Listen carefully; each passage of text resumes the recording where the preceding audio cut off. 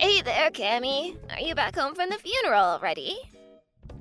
Hello there, Aaron. I noticed that you weren't at my husband's funeral despite the fact that you're his mother. Yes, I really wanted to be there, but I just had so many things going on. You were too busy to attend your own son's funeral is what you're telling me. Didn't you want to have your last goodbye with him before he was cremated? Well, I would have liked to, but I feel like there really wouldn't have been a point. I mean, you know that Tom hadn't been talking for some years before he passed away. But it isn't like you two had a fight and decided not to talk to each other ever again or anything like that, right? Actually, I suppose you could say something similar happened between us, actually. Tom borrowed money from me and then just moved out to live on his own. Not to mention that he hardly ever called home. He basically abandoned his family and wasn't a good son during his life. So I didn't really see why I should interrupt my busy schedule just to attend the funeral for a person like that. Well then, why are you even messaging me like this in the first place? Well, now I'm not so busy, so I think I have the time to head over and see where you're keeping him. Oh, I see. Well, if you wanted to come and pay your respects, I think that'd be really nice, actually. In fact, I think he would really like it if you did. Oh, yes, that's right. I'll be coming over to pay my respects. In fact, I'm going to be paying my respects to him every single day. You're going to visit him every day? Sorry, I'm a little confused. Are we talking about the same things right now? Well, I mean that as of tomorrow, I am going to be living in your house. So get a room ready for me. Thanks. Sorry, I still don't understand. You want to live with me? Did you mean to say that you were going to be living near me or something? I don't get what you mean by that. I meant exactly what I said. I'm going to be moving into your house, and you and I are going to be living there together. So you're really going to move here? But who are all you bringing with you? Oh, not many people, just me, my husband, and our daughter. That is to say, your sister-in-law. Hold on just a second. Why are you doing all this? I don't understand. Well, the house that you're living in right now belonged to Tom, didn't it? So, as his closest blood relatives, we should have a right to live in that house too. There are plenty of mixed-generation houses who a couple takes in one set of parents to live with. I heard of that happening, but you have a house. Why do you need to move into mine? I mean, why would you put yourself through all this just to share a living space with me? Well, we actually don't have another house since we sold our old place. You're not serious, are you? You sold your family home? You do know that it was my grandfather who built that house, don't you? And that explains why it's rotting and falling apart now. It's not fit for a family to live in. There's leaking when it rains, and the foundations of the house are starting to rot, which is making the house start to slant. Normally, a house like that would never even sell on the market, but we had a family friend willing to buy it for a discounted price. The timing couldn't have been better, though. So then you really sold your house when you could have just hired someone to repair it. Repair it? In the state it was in, it would have been cheaper to just buy a new house. We had repair costs for everything wrong with our house quoted at around $200,000. So we just thought that it would be easier to sell it and move into a new place. That is to say, your place. That way it wouldn't cost us anything. I suppose you have a point there, but even so, this is all happening a bit too suddenly for me. Well, I am so sorry about that. We just decided to move in with you the other day, you see. I understand that, but you didn't talk to me about this once before now. Well, that's because we decided as a family. So anyways, we're going to be arriving tomorrow in the evening, okay? So the least you could do is clean up around the house a little and try to make it look presentable. Can we just slow down for 1 second? I mean, there's a way to change your mind about this at all? That's right. We've made our decision and we don't intend on changing it. Besides, you are just Tom's wife. You don't have an actual right to tell us what we can and can't do now that he's gone. But I'm going to be away at work around the time that you're going to be coming over. I work in the evening. Well, then just leave a spare key for the house in the mailbox or something, jeez. We've already packed up our things and have been stacking boxes getting ready to load into moving vans. See you soon, Cammy.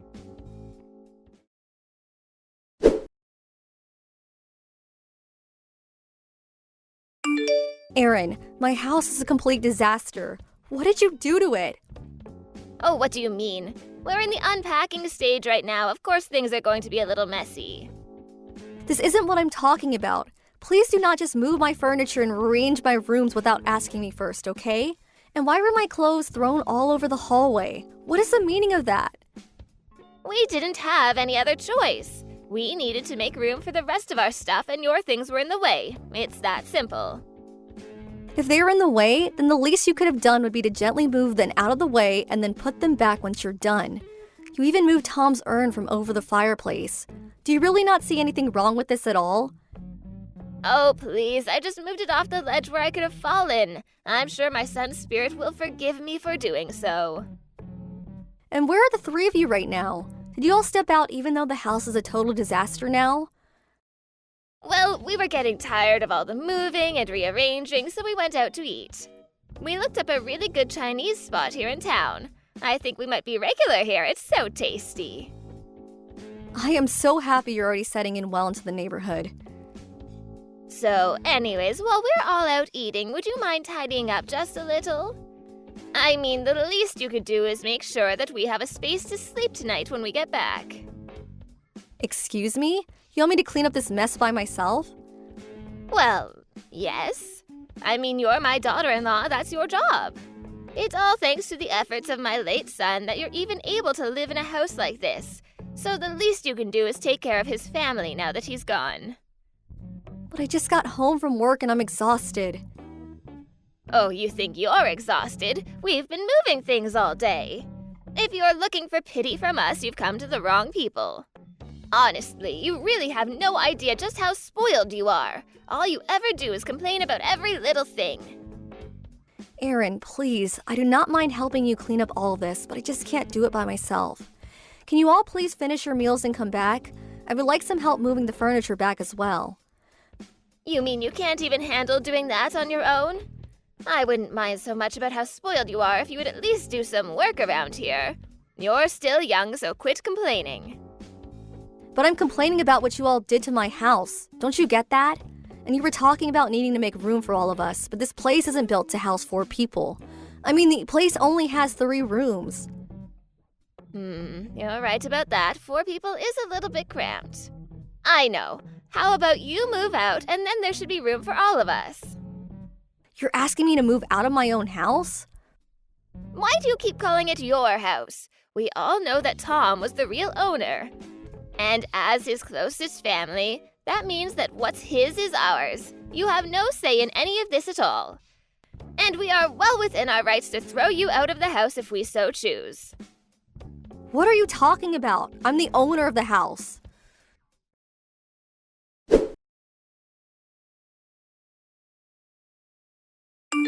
Why aren't you out of the house yet? I thought I told you to leave us alone already. My daughter wants her own room and won't quit bugging me about it. All of our problems would be over already if you would just finally leave us in peace. Please, just get out.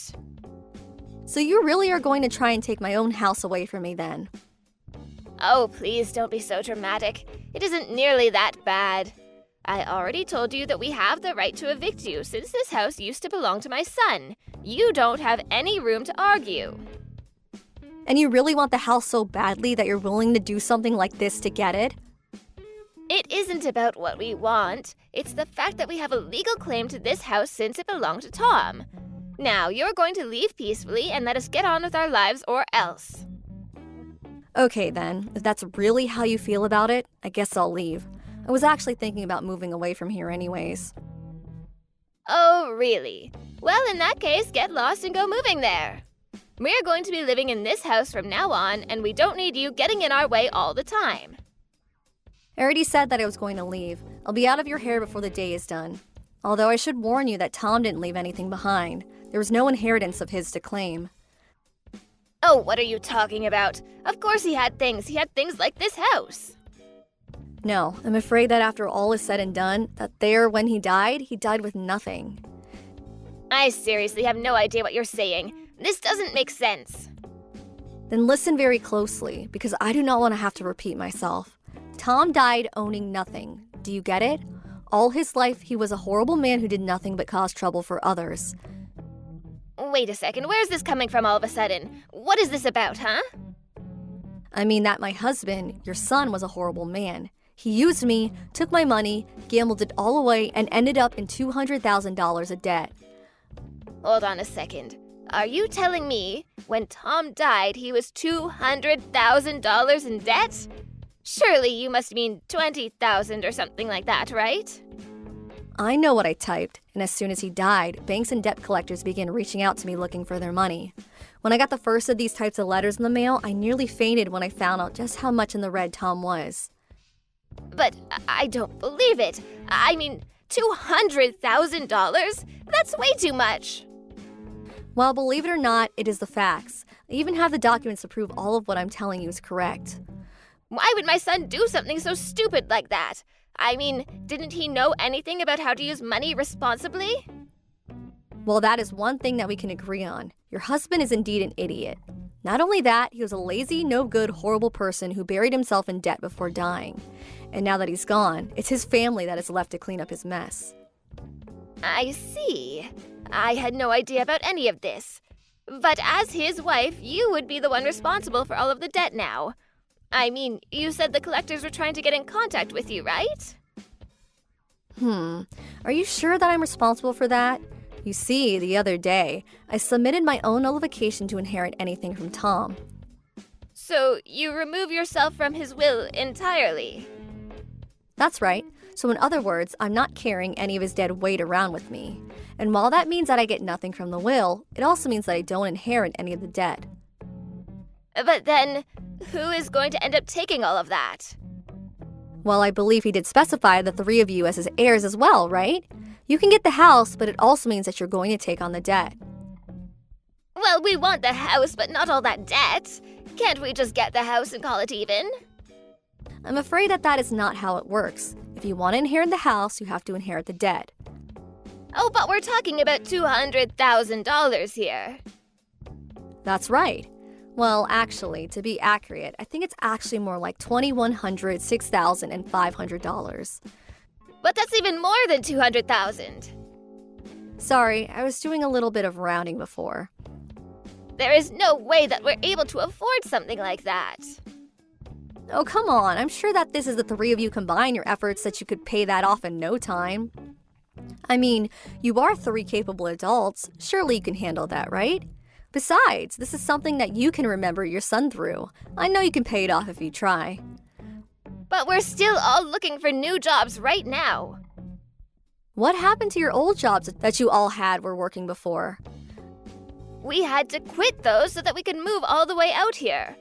Besides, it wasn't exactly as if all three of us had what you would call careers anyways. So there's just no way that we're going to be able to pay back an amount like that. I see. But what about the money that you got from selling your old house?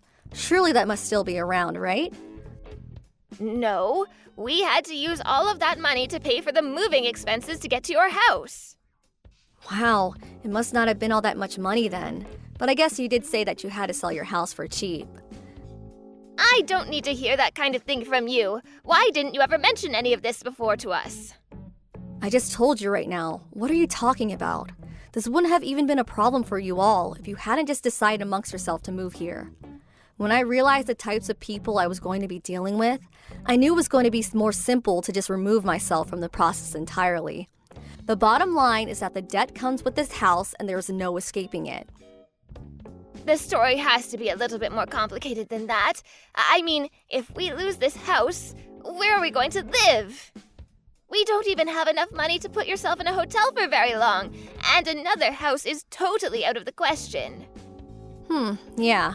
Well, you might want to take the camping things out of the garage and find a nice bridge to set up shop under. Although I think he hasn't touched the tent since it got torn up in a hailstorm. But a house is a house, right? How can you talk to us so casually about this? Aren't we all family here? Besides, it's the middle of winter. Yeah, I know. Feel free to take some of the winter clothes we have in the closet, too. You'll need them. Of course we're going to need them. We'll freeze to death without them. Hold on a second. Don't you have a car? Why not just bring a bunch of blankets in there and sleep that way? You mean that cramped little sports car? How are three fully grown adults supposed to be able to sleep in that? We'll all have to curl up in little balls. That sounds miserable. I see. Well, at least you have the car. Why not sell it and try to move back into your old house? Sure, it's falling apart and slanted, but it's better than nothing. We can't. The person that we sold it to said they were going to tear it down. There won't be anywhere for us to go back to. Even if we tried squatting there before the demolition team showed up, we could get in even more financial trouble if we get caught. Take on $200,000 in debt or live with two other people in a tiny car? That's like one of those icebreaker questions asked at a party or something. This isn't a joke. It's our lives that we're talking about. Well, either way, you're going to have to make the choice. You're going to have to make a choice. I imagine that you're going to choose not to take on the debt, though. Either way, you have to choose quickly. How could our son do this to us? That stupid boy, what was he thinking? Aaron, that's the sanest thing you've said all day.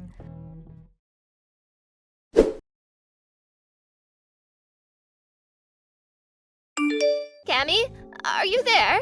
I have a little favor to ask of you. Is there any way that I could get you to help us out just a little? Well, it's been a while since I've last heard from you. How have things been going? Please, we desperately need money. We can't keep going on like this. Oh my. Well, where are you all right now, and what are you all doing? We're still living in the house. This damned house our stupid son left us. So then you chose to take on all that debt? We didn't have any other choice. We wanted to leave it first, but we couldn't. Huh? Well, what is that? What brought you back to live there? After the first week of trying to live and sleep in that car, we were all so sore and uncomfortable. My husband can barely even move now. Oh my, I suppose spending that much time in such a cramped space really can't be good when your joints are that old. It's like you're living in an airline seat or something. Well, anyways, that's why we had to go back to the house. We just couldn't stand to live like that anymore. And it sounds like the choice has been made for you. We even tried to camp outside a little, but it was so freezing cold we couldn't do it. Yeah, I mean, we are in the dead of winter over here. I don't blame you for that. It was either take on the debt or destroy our bodies. We thought about selling the house and putting it towards paying off the debt as well, but we would have to wait until the weather improved before we could even do that. Sounds to me like you all are trapped there for a while then. Oh, and there was one thing that I forgot to tell you about the house. I'm actually not sure if you'll be able to sell it, actually. What are you talking about? Why wouldn't we be able to sell the house? Well, you probably noticed the mountain face that is basically right being behind the house, right? We are just always suffering from landslides coming down the mountain from rainy season or construction. Basically, that house just doesn't have very stable foundations and is constantly at risk of a natural disaster. You mean that mountain that I'm looking at right outside my window could come down on us at any time? Well, probably not in winter, unless it snows a whole bunch. I just wish you the best of luck in finding a buyer. Either way, you'll probably only be able to get way less than whatever you thought you originally could. Sell the house if you want. I'm just not sure how much good it will do you, really. This can't be happening. Why didn't you say anything earlier? We had no idea about any of this. You should have told us. I really don't think that you would have listened to any word that I said, even if I did say anything. Maybe so, but you could have at least tried to tell us. You didn't even say anything. Why would I put that kind of effort into warning the people trying to kick me out of my own house?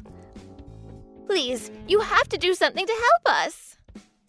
I will not, and I hope that living in that house reminds you every day that you got yourself into this mess. You may think that your son is an idiot for doing what he did, and I would even agree with you. But I also strongly believe that the apple doesn't fall far from the tree.